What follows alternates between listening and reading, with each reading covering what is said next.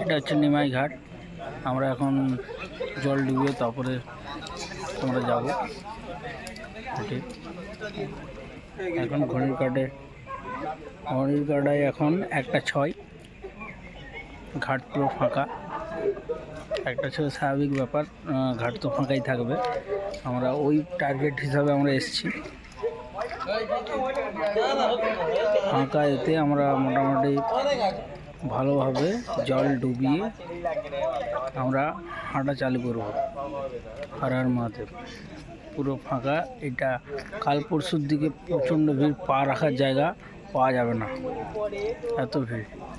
হরিদ্বারের মতন অনেক সিস্টেম করেছে, দেখুন হরিদ্বারের মতন করেছে সিস্টেম। এটা আগের বছরে ছিল না, এখন এটা